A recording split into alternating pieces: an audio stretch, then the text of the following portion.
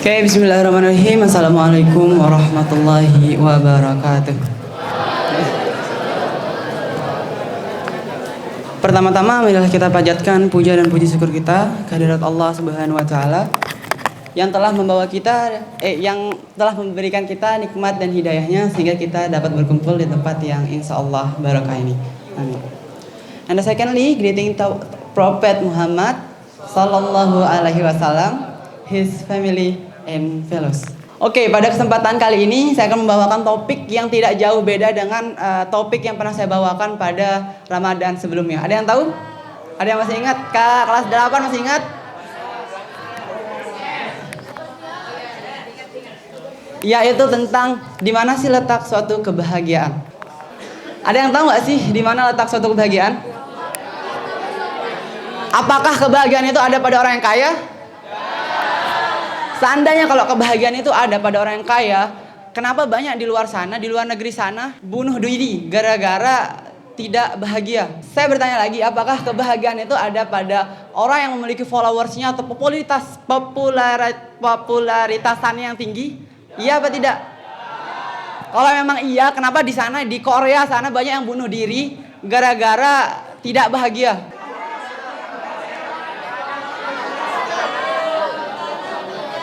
Ya, terus di mana letak kebahagiaan? Kebahagiaan itu ada pada dalam diri kita sendiri. Yang membuat kita itu nggak bahagia, benar. Yang membuat kita tuh nggak bahagia karena kita berpikir bahwa kebahagiaan itu jauh pada diri kita. Kita menganggap bahwa kebahagiaan itu ada pada diri orang lain. Kita menganggap orang kaya itu adalah suatu hal yang baik. Yang bahagia tidak. Apakah mungkin orang tua kalian punya mobil yang mewah, punya perusahaan, punya kapal pesiar, tapi itu masih murah. Kenapa masih murah? Itu masih bisa dibeli dengan uang. Kiai Gontor pernah mengatakan, dia bilang yang mahal itu yang apa?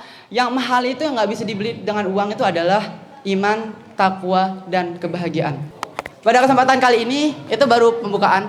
Nah, pada kesempatan kali ini, saya akan mengatakan tentang bahwa kita semua ini spesial. Kalian spesial, saya spesial, kita semua spesial. Kita memiliki kemampuan yang berbeda-beda.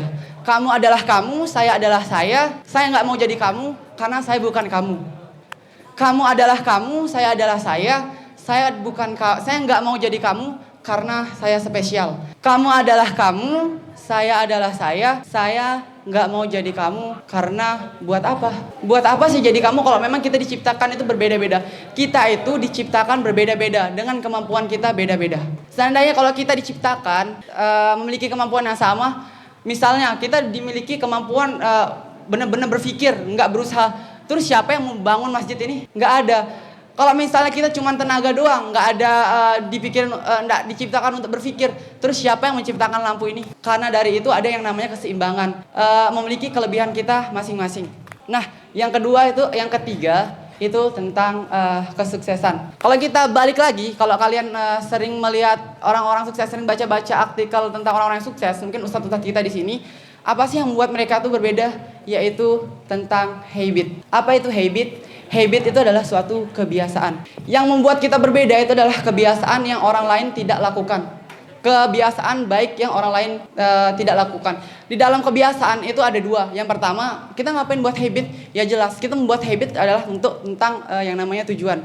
Kita membuat habit untuk ada yang kita ingin gapai. Dan di dalam yang ingin kita gapai, di situ ada yang namanya proses. Kalau biasa kita dengar itu disebutnya dengan sistem. Nah, yang kita salah biasanya itu kita terlalu fokus dengan apa itu tujuan yang kita pingin. Sedangkan kita tidak berpikir tentang bagaimana bahwa sistem itulah yang penting. Ingat, tujuan itu tercapai karena adanya sistem. Contoh, anak fantastik.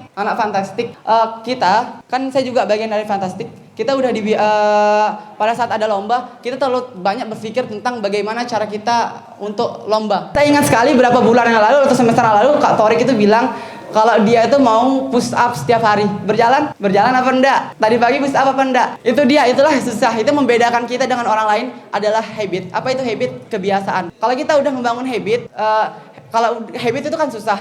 Tapi kalau kita udah terbiasa dengan habit, itu akan membuat kita tuh terbiasa dengan habit kita. Dan habit kita itulah yang membedakan kita dengan orang lain. Nah, dan yang terakhir itu tentang pentingnya berbahasa. Saya riset itu udah banyak banget ya, dari MSI ya. Itu mungkin saya udah risetin sekitar belasan kali. Di semester kemarin, libur kemarin, malah saya gara-gara nggak ada kerjaan, malah saya riset juga di rumah. Tapi apa kendalanya? Yang menjadi kendala adalah berbahasa. Pada saat semester lalu, riset yang saya lakukan itu pada saat di landasan tinjauan pustaka, itu kan tinjauan pustaka itu tentang penelitian orang kan, ya kan? Penelitian yang mirip-mirip tentang penelitian apa yang kita ingin telitikan. Pada saat ingin mencari tinjauan pustaka tentang penelitian yang saya lakuin sama teman-teman saya, ternyata penelitian itu nggak ada di Indonesia. Sayang banget. Pas saya buka dengan translate pakai bahasa Inggris, ternyata banyak. Dan itu penelitiannya itu dari luar semua. Itu maksudnya adalah bahwa Indonesia itu kurang banget sama yang namanya ilmu-ilmu yang teknologi.